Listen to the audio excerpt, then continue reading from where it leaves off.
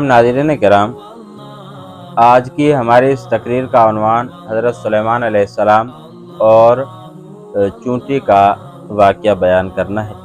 سب سے پہلے حضرت سلیمان علیہ السلام ایک جلیل القدر پیغمبر تھے، جن 4 لوگوں نے پوری روئے زمین پر حکومت کی، ان میں سے 2 مسلمان تھے اور 2 کافر تھے۔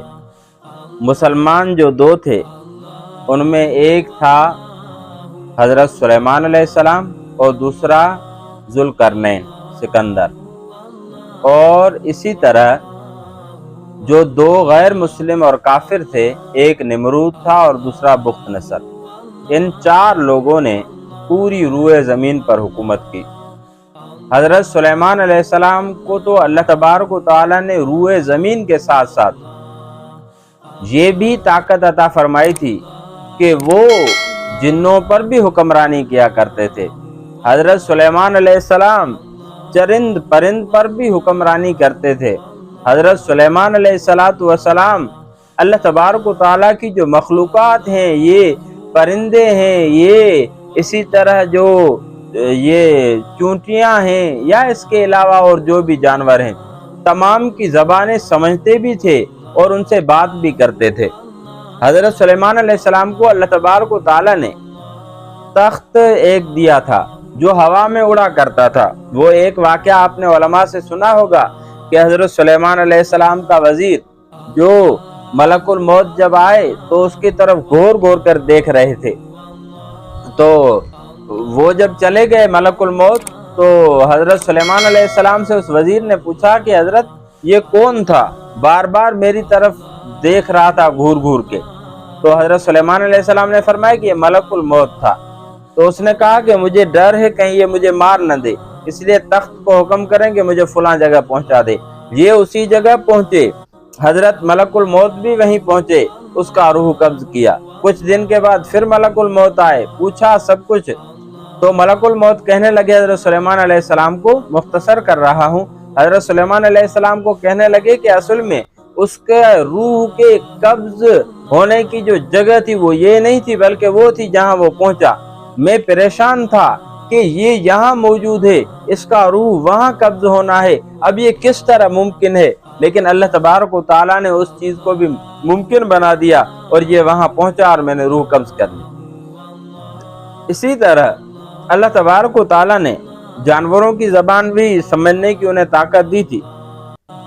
ایک مرتبہ ایک حضرت سلیمان علیہ السلام اپنے لشکر کے ساتھ جا رہے تھے، تو چونٹی نے جب حضرت سلیمان علیہ السلام اور اس کے لشکر کو دیکھا تو کہنے لگی، دوسری جو چونٹیاں تھیں ان کو کہنے لگی، قالت نملتن یا ایھا النمل ادخلوا مساکنکم لا یحطمنکم سلیمان وجنودہ وہم لا یشعرون، یعنی کہنے لگی کہ اے چونٹیوں، آپ سب کی سب اپنی بلوں میں داخل ہو جاؤ، کہیں سلیمان اور اس کا لشکر جو ہے وہ تمہارے اوپر قدم رکھ کے تمہیں مار نہ دے اور انہیں پتہ ہی نہ چلے۔ اب دیکھیں، ایک یہاں یہ میں بات عرض کرنا چاہتا ہوں کہ چونٹی کو اتنا پتہ تھا کہ نبی اور نبی کے ساتھ موجود جو ہیں، یعنی نبی کے حواری کہیں یا نبی کے صحابی کہیں، وہ کسی پر ظلم نہیں کر سکتے۔ حضرت امام فخر الدین رازی رحمۃ اللہ علیہ نے یہاں ایک نقطہ ذکر کیا، فرمایا کہ یہ جو روافض ہیں، ان سے تو زیادہ وہ جو چونٹی تھی وہ زیادہ سمجھدار اور عقل مند تھی کہ اسے اس بات کا اندازہ تھا کہ جو ہے سلیمان علیہ السلام نبی اور اس کے ساتھ موجود جو اس کے اصحاب ہیں، یہ کسی پر ناحق ظلم نہیں کرتے، لیکن یہ روافض ہیں کہ جس کو اس بات کا جو ہے بار بار وہ یہ بات کہتے ہیں کہ الیاذ باللہ صحابہ کرام نے اہل بیت پر ظلم کیا، یہ کیا وہ کیا۔ اس سے تو اس چونٹی کو بھی جو ہے عقل زیادہ تھی۔ بہرحال تو اس نے حضرت سلیمان علیہ السلام سے بات کی اور ایک اچھے انداز میں وہ نصیحت کی، پھر ان کی آپس میں باتیں ہوئی جن کو کتابوں نے ذکر بھی کیا ہے۔ بہرحال تو اس کے بعد یہ ایک واقعہ ہے جو حضرت سلیمان علیہ السلام اور اس کی چونٹی کا۔ حضرت سلیمان علیہ السلام جب ان کا موت کا وقت قریب آیا تو عجیب طرح کا موت ہوا، یعنی ایک غالباً مسجد اقصیٰ کی تعمیر چل رہی تھی، اس نے وہ ایک لکڑی تھی اس پر سہارا دے کر کھڑے ہو گئے، اللہ نے روح قبض کر دی، اور وہ جو جن تھے انہوں نے سمجھا کہ حضرت سلیمان علیہ السلام زندہ ہیں، وہ اپنا کام کرتے رہے، انہوں نے بھی کام کر لیا۔